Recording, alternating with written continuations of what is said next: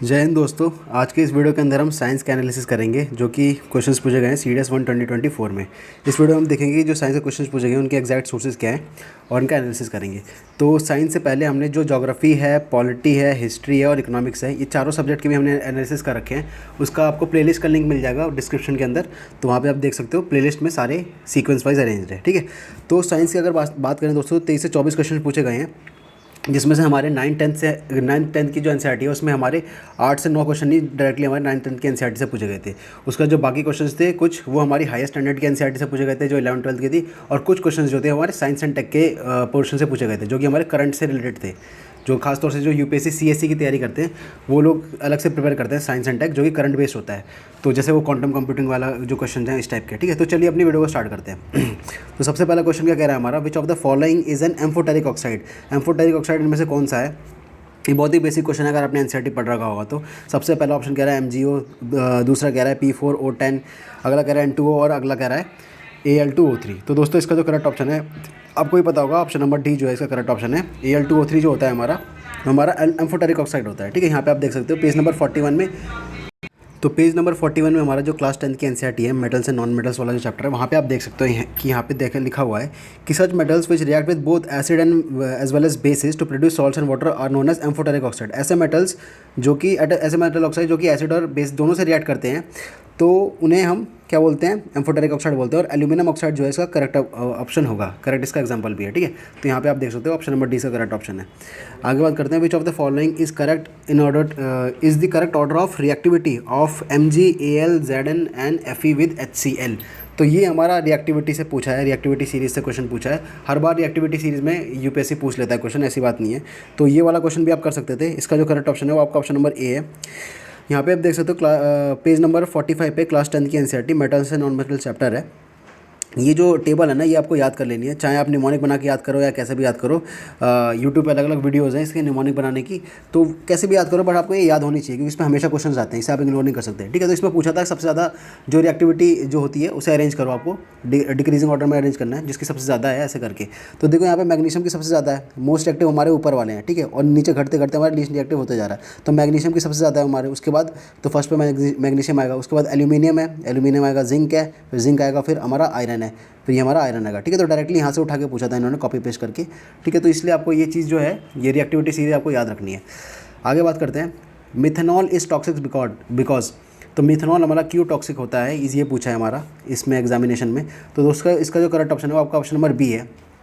Toxic क्यों होता है मिथेनॉल, क्योंकि जो मिथेनॉल होता है वो it gets oxidize to methanal in the liver which coagulates the protoplasm. तो इसकी वजह से जो है मिथेनॉल हमारा टॉक्सिक होता है, और इसका जो इंटेक होता है वो बहुत ज़्यादा डेंजर होता है ह्यूमन हेल्थ के लिए। इसका जो वो आपको सोर्स है वो आपको क्लास 10th की एनसीईआरटी में मिल जाएगा, carbon and its compound chapter में, पेज नंबर 74 पे ये वाला पीले कलर का डब्बा देखोगे आप। तो यहाँ पे देखो क्या लिखा है, यहाँ पे unlike ethanol intake of methanol in very small quantity can cause death.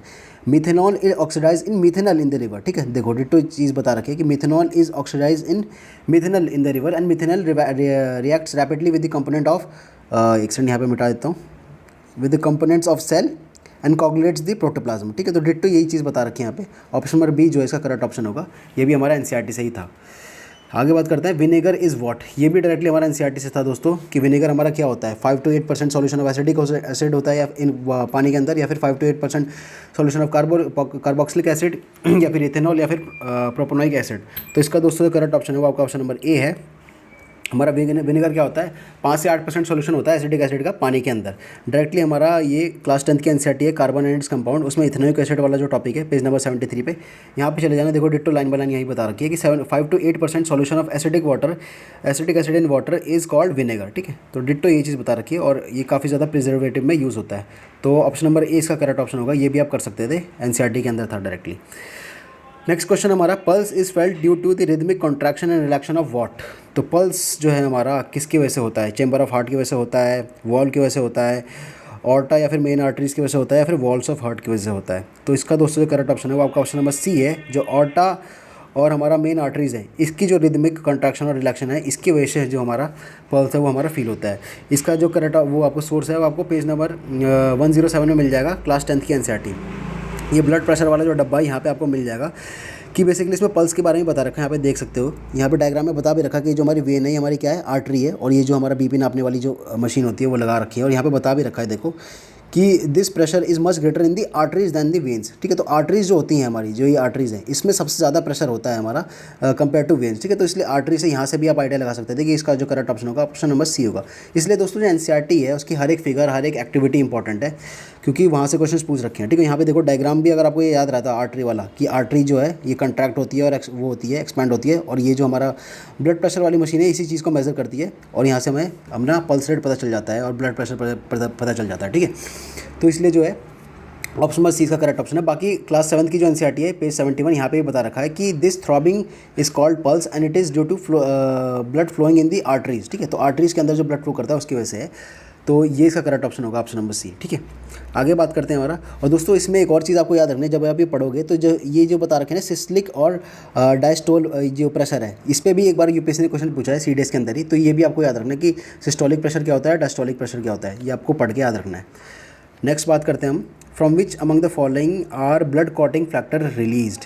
तो ब्लड क्लॉटिंग हमारा किसकी वजह से होता है, आरबीसी की वजह से होता है, एसिनोफेन्स की वजह से होता है, प्लेटलेट्स की वजह से होता है, या फिर मोनोसाइट्स की वजह से होता है। तो दोस्तों इसका जो करेक्ट ऑप्शन है आपका ऑप्शन नंबर सी है। जो प्लेटलेट्स होती हैं इसकी वजह से जो हमारा ब्लड क्लॉटिंग है वो होता है।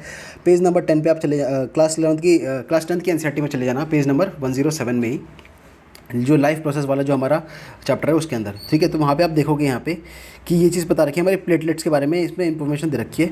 यहाँ पे आप देखो ये line, to avoid this the blood has platelet cell which circulates around the body and plug this leaks by help of the clot and the blood at this point of injury. तो जैसे कहीं भी हमारी injury होती है तो हमारा क्या होता है, जो प्लेटलेट सेल होते हैं वो वहाँ पे जाके पहुँच के और क्लॉटिंग कर देते हैं ताकि जो ब्लड फ्लो है वहाँ से निकलना बंद हो जाए। ठीक है, तो ऑप्शन नंबर सी इसका जो है, ये भी सिंपल क्वेश्चन था, प्लेटलेट इसका करेक्ट ऑप्शन होगा। नेक्स्ट बात करते हैं, the correct order of atomic radius of lithium, sodium, BE and oxygen is what. तो दोस्तों ये जो इसका जो करेक्ट ऑप्शन है वो आपका ऑप्शन नंबर ए होगा, और इसका सोर्स भी आपको एनसीईआरटी के अंदर मिल जाएगा। कहाँ से मिलेगा, एक्टिविटीज़ के अंदर से दोस्तों ये सीडीएस ने क्वेश्चन पूछा है।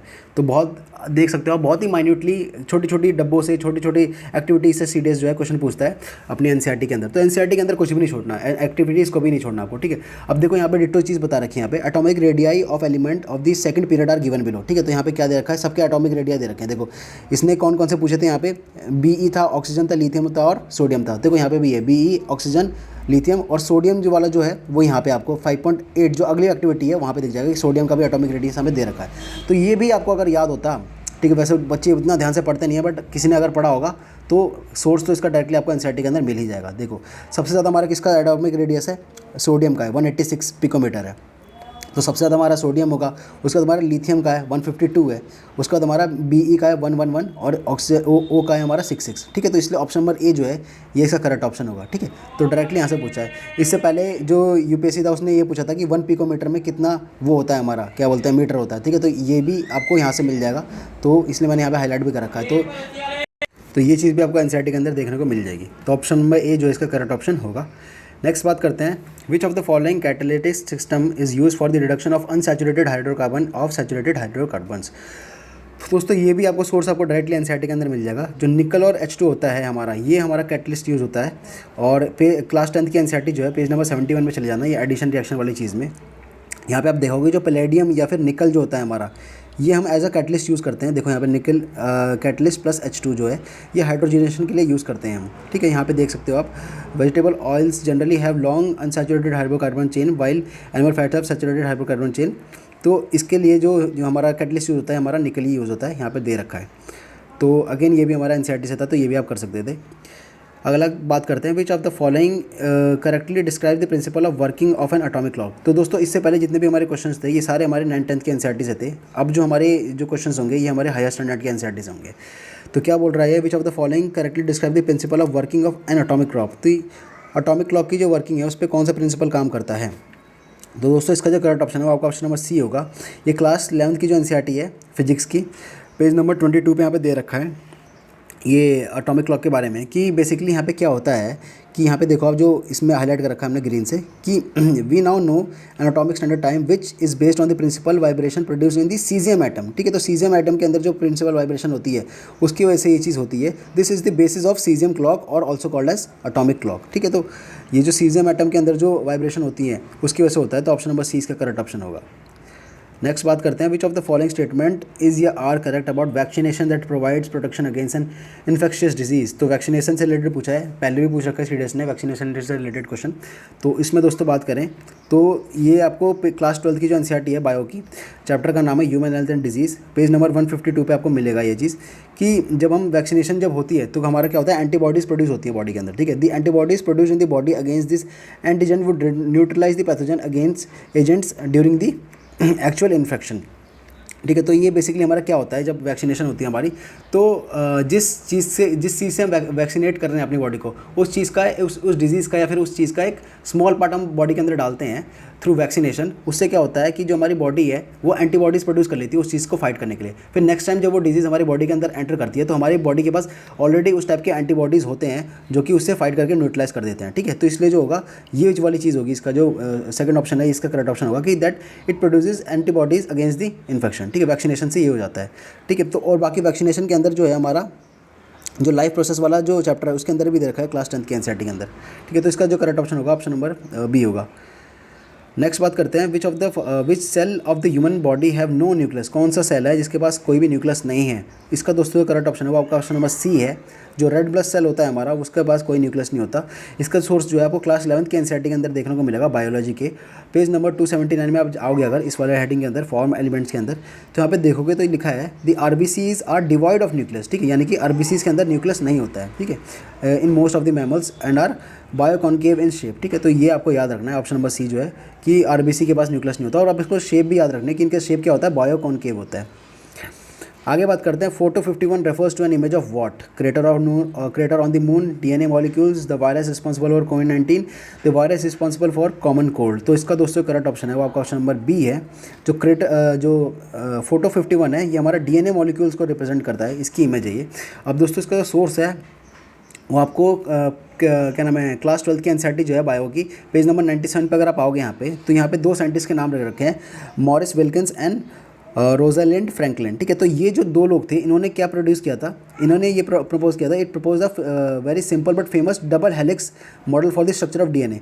तो जो डीएनए का जो double helix model of structure था, ठीक है, यहाँ पे देख सकते हो आप, ये इमेज लगा रखी है विकीपीडिया से मैंने, तो ये इन्होंने प्रपोज किया था फ्रैंकलिन ने और विल्किंस ने, ठीक है। तो अब ये जो इन्होंने प्रपोज किया था इसी चीज़ को जो है हम क्या बोलते हैं, इसी चीज़ को हम फोटो 51 भी बोलते हैं। यहाँ पे देख सकते हो photo 51 showing X-ray diffraction pattern of the DNA, ठीक है, जो डबल हेलिकल वाली चीज़ है। तो इसी चीज़ को फोटो 51 बोलते थे। तो डायरेक्टली सोर्स हमारा इसके अंदर भी नहीं दे रखा था कि फोटो 51 क्या होता है, बट ये जो डबल हेलिक्स वाली चीज़ें दे रखी थी, ठीक है। तो डिफिकल्ट क्वेश्चन तो था ये नो डाउट, बट बहरहाल जो इसका करेक्ट ऑप्शन है वो आपका ऑप्शन नंबर बी है। नेक्स्ट बात करते हैं, microbodies found to be present in plant and animal cell contains what. तो माइक्रोबॉडीज़ क्या कंटेन करती हैं, ब्रोकन डाउन मेम्ब्रेन्स होती हैं, उसके अंदर एंजाइम्स होते हैं, एसिडिक फ्लूइड्स होता है, या फिर वेस्ट मेटाबॉलिट्स होती हैं। तो इसका दोस्तों करेक्ट ऑप्शन है वो आपका ऑप्शन नंबर बी है। जो माइक्रोबॉडीज़ होती हैं उसके अंदर एंजाइम्स होते हैं और उसका सोर्स है आपको क्लास 11 की एनसीईआरटी जो है बायो की, उसमें से मिल जाएगा आपको पेज नंबर 140 के अंदर, ठीक है। तो यहाँ पे अगर आप देखोगे माइक्रोबॉडीज़ का एक प्रॉपर टॉपिक है, तो उसमें देखो क्या लिखा है, many membrane bound minute vesicles called microbodies that contain various enzymes are present in both plant and animal cell, ठीक है। तो यहाँ से डायरेक्टली उठा के पूछा था यहाँ पे, तो इसका जो करेक्ट ऑप्शन होगा ऑप्शन नंबर बी ही होगा। नेक्स्ट बात करते हैं, an antibacterial enzyme present in saliva and tears is called what. तो सलाइवा और टीयर के अंदर एक एंटीबैक्टीरियल एंजाइम होता है, उसको हम क्या बोलते हैं, राइबोजाइम बोलते हैं, लाइपेस बोलते हैं, लाइजोजाइम बोलते हैं, या फिर आइसोमेरेस बोलते हैं। तो इसका दोस्तों करेक्ट ऑप्शन है वो आपका ऑप्शन नंबर सी है, उसे हम लाइजोजाइम बोलते हैं। इसका जो सोर्स है आपको क्लास 11 के एनसीईआरटी के अंदर ही मिलेगा पेज नंबर 262 के अंदर। यहाँ पे अगर आप देखोगे तो यहाँ पे लिखा है the lysozyme present in saliva act as an antibacterial agent that prevent infection, कि ये इन्फेक्शन से बचाता है हमें, ठीक है। तो ये जो लाइजोजाइम है आपको याद रखना है, अपने नोट्स के अंदर नोट डाउन कर लेना है, इंपॉर्टेंट है ये। नेक्स्ट बात करते हैं हमारा, which set of vegetable is underground stem और modified stem of a plant. तो इनमें से कौन सा जो है हमारा अंडरग्राउंड स्टेम या फिर मॉडिफाइड स्टेम ऑफ प्लांट है। तो इसमें जो अलग अलग ऑप्शन दे रखे हैं, इसमें सबको पता था कि पोटैटो होगा हमारा, बट जो बाकी सारे ऑप्शन हैं ये कंफ्यूज कर रहे थे। तो इसका दोस्तों करेक्ट ऑप्शन है वो आपका ऑप्शन नंबर सी है। जो पोटैटो, अनियन और गार्लिक है ये इसका करेक्ट ऑप्शन होगा। ये हमारे अंडरग्राउंड या फिर मॉडिफाइड स्टेम ऑफ प्लांट होते हैं। और इसका जो सोर्स है दोस्तों, ये बायो की प्रैक्टिकल बुक जो है क्लास 11 की, उसके अंदर देखने को मिला है गूगल पे सर्च करने के बाद। तो पेज नंबर 44 पे अगर आप आओगे यहाँ पे, तो यहाँ पे दे रखा है यहाँ पे कि basically the presence of eye the presence of eye in the potato, distinct nodes with internode in and scaly leaves in ginger, and cluster of roots at the base of the reduce stem in garlic और onion. ठीक है, तो यहाँ पे देख सकते हो all indicate that these are underground plants parts are modified stem. ठीक है, तो ये सारी चीज़ें हमें क्या इंडिकेट करती हैं कि ये जो हमारे प्लांट पार्ट हैं ये हमारे मॉडिफाइड स्टेम के पार्ट होते हैं। ठीक है, तो पोटैटो, जिंजर और हमारा जो अनियन है इसका करेक्ट ऑप्शन होगा, ऑप्शन नंबर सी जो है करेक्ट ऑप्शन होगा। अगेन डिफिकल्ट क्वेश्चन था ये भी। आगे बात करते हैं, विच one of the following is not a ferromagnetic material. इनमें से कौन सा हमारा फेरोमैग्नेटिक मटीरियल नहीं है, ये पूछा है इसने। कोबाल्ट नहीं है, आयरन नहीं है, सिल्वर नहीं है, या फिर फेरिक क्लोराइड नहीं है, क्या नहीं है? तो इसका दोस्तों करेक्ट ऑप्शन होगा आपका ऑप्शन नंबर सी है। जो सिल्वर होता है वो हमारा फेरोमैग्नेटिक मटीरियल नहीं होता है। ये भी अगेन डिफिकल्ट क्वेश्चन था, बट जैसे दोस्तों इसमें एक ऑब्जर्वेशन है, अगर जैसे आपको ऐसे कई सारे क्वेश्चन मिले ना जिसमें आपको ये एलिमेंट्स लिखे हों और इसमें इस टाइप के एलिमेंट हो जो आइडियल एलिमेंट हो हमारे, जैसे सिल्वर हो गया या फिर गोल्ड हो गया। ठीक है, तो जो इस टाइप के एलिमेंट होते हैं तो बहुत ज़्यादा चांसेस होते हैं कि इसका जो करेक्ट ऑप्शन होगा वो हमारा सिल्वर और गोल्ड ही होगा। अगेन सारे क्वेश्चन में ये लॉजिक अप्लाई नहीं होता, but most of the time जो है हमारा सिल्वर और गोल्ड जो है इस टाइप में हमारे करेक्ट ऑप्शन होते हैं, क्योंकि सिल्वर और गोल्ड की कैरेक्टरिस्टिक इन सबसे बहुत ही ज़्यादा अलग होती है। ठीक है, तो इसका जो करेक्ट ऑप्शन होगा आपका ऑप्शन नंबर सी होगा, सिल्वर होगा। और इसका सोर्स जो है डायरेक्टली नहीं मिला है, तो ये हमारा कहाँ मिला है? गूगल पे सर्च करने में मिला है कि जो गोल्ड होते हैं, सिल्वर होते हैं, हमारे फेरोमैग्नेटिक नहीं होते हैं। नेक्स्ट बात करते हैं कि ये पूछा हमारा, on a day when I am in hurry to go to office, I have a fix quantity of rice which was just cooked and kept in a bowl. In order to cool it quickly which one of the following is the best option. तो भैया चावल रखे हैं हमारे, फटाफट office जाना है, तो अगर उसे ठंडा करना है तो कौन सा बेस्ट ऑप्शन होगा? तो इसमें अलग अलग ऑप्शन दिए थे कि सबसे पहला क्या दिया था कि let it be kept on the table in a room where there is no fan no air conditioner. ठीक है, तो ये तो बहुत ज़्यादा स्टूपिड ऑप्शन है, ये तो होगा नहीं कि भैया उसे रख दो और केवल ना पंखा चलाओ ना एसी चलाओ, तो अपने आप ठंडा होने में उसे काफ़ी ज़्यादा टाइम लगेगा, सीधी सी बात है। दूसरा क्या कह रहा है, let it be kept in a room with AC set at a temperature around 23 degree Celsius and ceiling fan और table fan operating at slow speed. ठीक है, ऑपरेटिंग एट स्लो स्पीड लिखा है यहाँ पे। ठीक है, तो ये इसने बोला कि भैया एसी चला दो और या फिर उसके सामने और सीलिंग फैन या फिर टेबल फैन लग दो स्लो स्पीड पे अंदर। ठीक है, तो ये होगा क्या? उसके बाद क्या कह रहा है, let it be kept in a bowl of water and operating a ceiling fan at full speed. ठीक है, तो यहाँ पे फुल स्पीड लिखा है कि या तो इसे एक जो चावल का जो आपका बर्तन है उसे एक पानी के उस भगोने में रख दो और नीचे से भी वो ठंडा होता रहेगा और ऊपर से फुल स्पीड में पंखा चला दो। और अगला कह रहा है, let it be kept in a bowl of water at room temperature only. तो ये भी नहीं होगा, ऑब्वियसली बात है कि बाउल ऑफ वाटर में रख दोगे केवल रूम टेम्परेचर में और कुछ अप्लाई नहीं कर रहे आप, तो ये भी नहीं होगा, क्योंकि इससे बेटर ऑप्शन हमारे पास है। तो दोस्तों इसका जो करेक्ट ऑप्शन है आपका ऑप्शन नंबर सी है। तो ये ऑप्शन नंबर सी ही क्यों होगा यहाँ पे? क्योंकि यहाँ पे देखो आप इसका जो बेसिकली आप वैसे तो लॉजिक लगा के भी कर सकते थे, बट इसका जो सोर्स है, सोर्स या फिर कंसेप्ट कह लो आप, तो न्यूटन्स लॉ ऑफ कूलिंग वाला एक कंसेप्ट होता है, वो हमारा थर्मल प्रॉपर्टीज ऑफ मैटर जो फिजिक्स है क्लास 12 के एनसीईआरटी उसके अंदर यहाँ पे दे रखा है कि बेसिकली हॉट बॉडी हमारा हीट कब लूज़ करती है। देखो यहाँ पे क्या लिख रखा है, a hot body loses heat to its surrounding in form of heat radiation. The rate of loss of heat depends on the difference in temperature between the body and its surrounding. कि जितना ज़्यादा उसकी जो body है, यानी कि हमारा जो राइस का कटोरा है उसका और जो सराउंडिंग है यानी कि जो हमारा रूम है उसका टेम्परेचर में जितना ज़्यादा डिफरेंस होगा उतनी जल्दी जो है हमारा जो राइस है वो ठंडा होगा। ठीक है, तो अगर हम यहाँ पे इस केस में एसी चला देते, क्योंकि बहुत लोगों को इसमें कन्फ्यूजन हो रहा था, तो इसमें अगर हम एसी चला देते 23 डिग्री सेल्सियस में, तो पहले तो 23 डिग्री सेल्सियस बहुत ज़्यादा कम टेम्परेचर है नहीं, एक तरह से रूम टेम्परेचर ही है।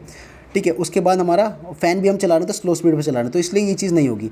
बट बजाय इसके अगर हम इसे पानी के बॉल में डाल देते हैं, तो पानी के बॉल में डालेंगे तो ऑब्वियसली जो है ये हमारा लिक्विड है और ये पूरे जो नीचे वाली चीज़ है इसे कैटर कर देगा। तो जो नीचे वाली सराउंडिंग है, जो बेस है हमारा राइस का बाउल का, ये हमारा पूरा ठंडे सराउंडिंग के अंदर कॉन्टैक्ट में आ जाएगा। ठीक है, तो प्रेशर जो हमारा टेम्परेचर डिफरेंस है काफ़ी ज़्यादा हो जाएगा, तो इसलिए यहाँ से जो हीट ये है ये पानी के अंदर लूज़ करता रहेगा। और ऊपर से हमने जो फ़ैन है वो भी हमने फुल स्पीड में चला रखा है, तो यहाँ की जो हवा है ये भी हमारी ठंडी होती रहेगी और ये इस पर पड़ेगी, तो यहाँ की सराउंडिंग का टेम्परेचर भी कम होगा। तो इसलिए जो ये राइस है ये बहुत जल्दी ठंडा होगा इस वाले केस में, तो इसलिए ऑप्शन नंबर सी जो है इसका करेक्ट ऑप्शन होगा। नेक्स्ट बात करते हैं, when egg are heated the transparent liquid portion around the yolk turn solid and turbid with white. This happens due to the thermal denaturation of what? Fats, protein, राइबोग्लूकोज या फिर carbohydrates. तो दोस्तों इसमें जो करेक्ट ऑप्शन है आपका option number B है। जो डीनेचुरेशन बेसिकली होता है ना वो प्रोटीन का ही होता है, ना कि किसी और सब्सटेंस का। इसका जो सोर्स है आपको केमिस्ट्री के एनसीईआरटी में मिलेगा क्लास 12 की पेज नंबर 294 पे, कि जो हमारा प्रोटीन होता है बेसिकली उसी का डीनेचुरेशन होता है यहाँ पे। ठीक है, यहाँ पे बता भी रखा, ऑप्शन देगी एग्जांपल देगी, the coagulation of egg white और boiling is a common example of denaturation. ठीक है, तो इसका जो करेक्ट ऑप्शन है आपका ऑप्शन नंबर बी है। नेक्स्ट बात करते हैं, which of the following are subatomic particles, कि इनमें से कौन से हमारे सब एटॉमिक पार्टिकल्स हैं। अब यहाँ पे इलेक्ट्रॉन, प्रोटॉन, न्यूट्रॉन ये तो सबको ही पता थे। जो कन्फ्यूजन थी लोगों को इसमें थी कि म्यून जो होता है हमारा वो सब एटॉमिक पार्टिकल होता है या नहीं होता, ठीक है। तो बी और सी डी में हमारी सबको कन्फ्यूजन थी। तो दोस्तों इसका जो करेक्ट ऑप्शन है वो आपका ऑप्शन नंबर बी है। जो म्यून होता है हमारा, ये भी हमारा सब एटॉमिक पार्टिकल होता है। यहाँ पे देख सकते हो, गूगल से लेना पड़ा है क्योंकि किसी एनसीईआरटी के अंदर नहीं मिला। तो muon is one of the fundamental सब एटॉमिक पार्टिकल, ठीक है।